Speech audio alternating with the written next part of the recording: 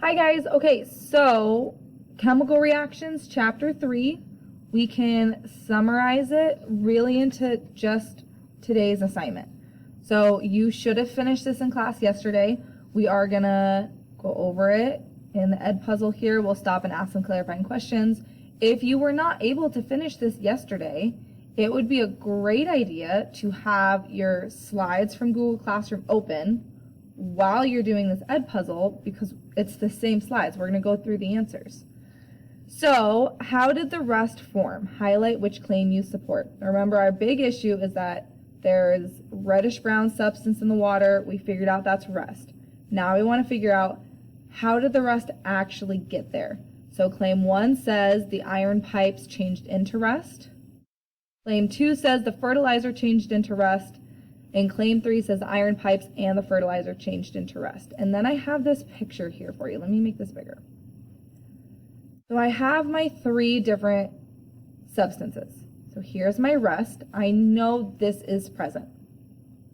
So I know that rust needs iron and oxygen to make this molecule.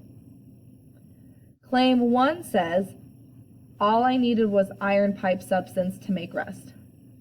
Is that possible? No, because there's no oxygen here.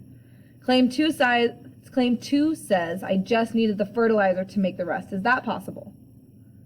Again, no, because while I now have oxygen, I'm missing my iron. Okay? So, without the iron and oxygen, can't make rust. What if I mix the two together? Okay, if I mix the two together, I can form rust. But what is left over? If I take 2 irons, right, I need 2, take 2 irons and 1 fertilizer molecule, and I make a rust, what do I have left over? I have a nitrogen and a sodium left over. So if I draw this, let's add another iron over here. Okay, if I take iron plus my fertilizer, what do I get? So like my examples from the other day, I'm just going to start crossing them out. So I have 2 iron, 1, 2, 3 oxygen, 1, 2, 3. What's left is my sodium, which is Na, and my nitrogen. Okay?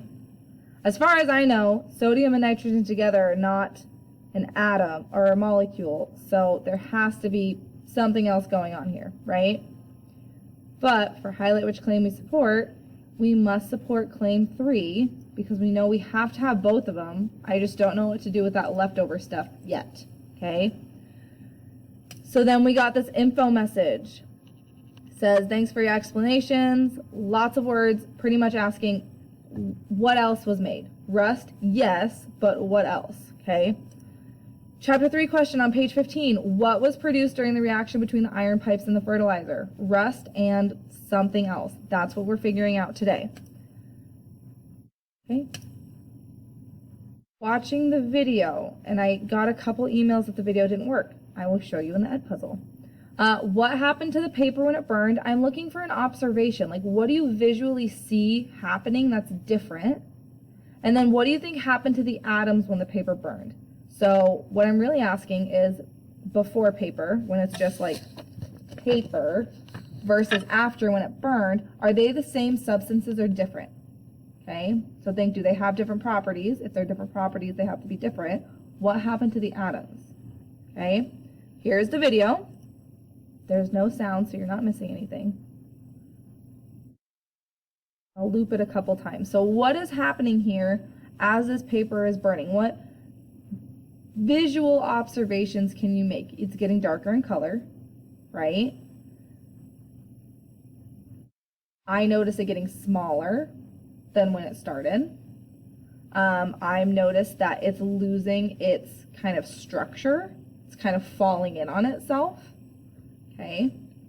And what I think is happening to the atoms is I think that they're moving around because I think a chemical reaction is happening that's turning it from the original paper to this ash afterwards. And I think that's a chemical reaction. So my atoms would be moving around. So if you didn't get that on your slides, go add that. My next slide is asking, does this show the complete chemical reaction? Does it? Yes or no? No. Okay, should highlight no. Am I missing a reactant or a product? Am I missing something over on this side of the arrow or something on this side of the arrow? Reactant or product? What do you think? I am missing a product. I'm missing one of my ending substances. And then what molecules should I make? What atoms are left over? You should have here that I am missing a sulfur. So 1 sulfur. And 3 oxygen. That's it. And I know that those are going to go together right here, okay? In your notebook, if you didn't get these yesterday, we're taking a test Friday, so please make sure they're written down. Key concept number 8, during a chemical reaction, all of the atoms that make up the reactants rearrange to form the products. Key concept 9, during a chemical reaction, atoms cannot be created or destroyed. Okay, make sure you have that down. Moving on, we now have Jessie's claims. So Jessie is a student chemist who assists Dr. Young in her lab. While she was working, Jessie added some chlorine gas to a container she thought was empty. After Jessie added the chlorine gas, however, a solid yellow substance formed in the container. Jessie tested the substance and identified it as sulfur. When Dr. Young asked Jessie to explain what had happened in the container, she claimed that a chemical reaction had changed the chlorine into sulfur. Dr. Young told Jessie that she needed evidence to support her claim. When Jessie examined the contents of the container more closely, she realized that sulfur was not the only substance in the container. A colorless gas was also inside the container. Jessie moved this gas into a different container and tested it. She identified it as hydrogen chloride. Jessie's claim is a chemical reaction changed the chlorine into sulfur. Can a chlorine atom change into a sulfur atom? No. A chlorine atom will always be chlorine. Sulfur will always be sulfur. So what happened? We'll go take a look right here. Okay. What was the other reactant? Okay, so right here it's saying chlorine got turned into sulfur and hydrogen chloride. Is my chemical equation done right here? No. If I have hydrogen and sulfur on this side of the arrow, it must show up over here. So using my table here, let me go back. What atoms am I missing on this side? Okay. If I'm missing a sulfur and 2 hydrogens, what substance was in the container? We should see that it was hydrogen sulfide. Okay. A colorless gas that smells strongly like rotten eggs. I'm not sure how Jessie missed that one. Okay. But I have 1 sulfur and 2 hydrogens is the other part of my equation here. So in the container already that she thought was empty was actually this molecule. Okay, is my equation done now?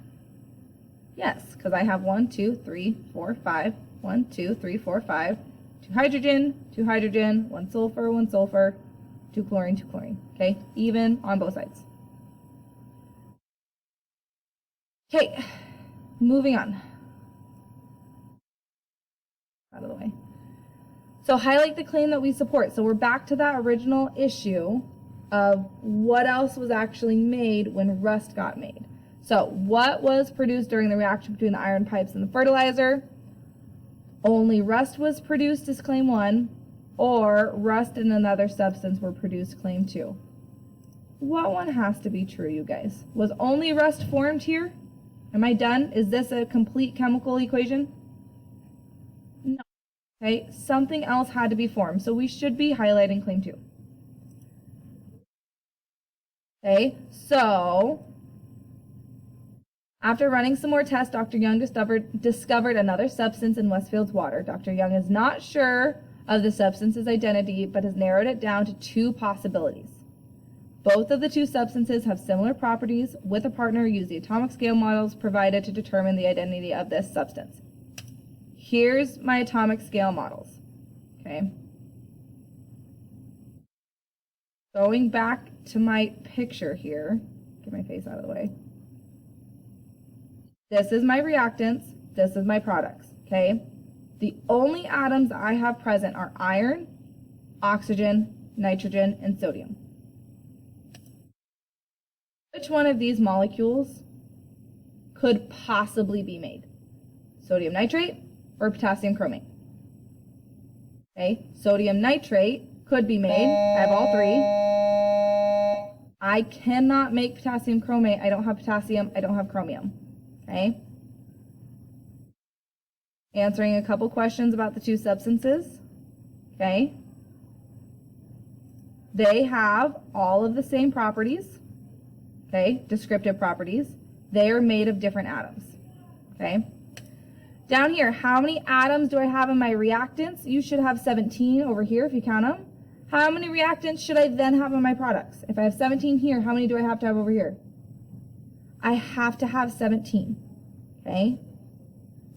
So, on page 16, we are now actually showing what is happening in this reactants. Okay, so on page 16, or it looks like this at the top, so modeling tool, products of the reaction. Okay, this is what was due on slide 23. Really quick, let's go over what the answers are. So if I have,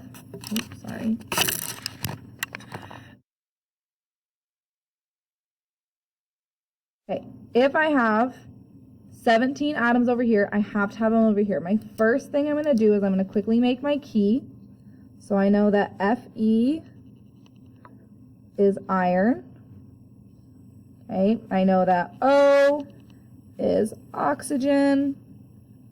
Na is sodium, and N is nitrogen. Okay?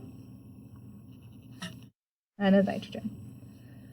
I'm going to start by, I know that there's rust. I know that there's rust, so I'm going to do 1 rust atom. 2 irons, 3 oxygen. Okay, so I've used those, so let's cross them off over here. So 2 irons, 3 oxygen. I now have to look at, okay, like what else can I make? And I'll go back to here. I have sodium, nitrogen, and oxygen, so I know I can make sodium nitrate. I cannot make potassium chromate, so I can make an Na, O, N, O. Go get rid of those. Am I done? No, I still have atoms that haven't been used, so I'm going to do 1 more. Okay, get rid of those. Am I done? Nope, 1 more. Na, O, N, O. Boop, boop, boop, boop. Okay. And all I had to do in the middle here was draw the 17 atoms mixing around. Okay. Then we're looking for your, so a picture of that page, done. Picture of your finished vocab, finished key concepts. If you are missing them, they're posted in Google Classroom, vocab and key concepts. All of this needs to be finished, uploaded. That's it, chapter 3. Good job.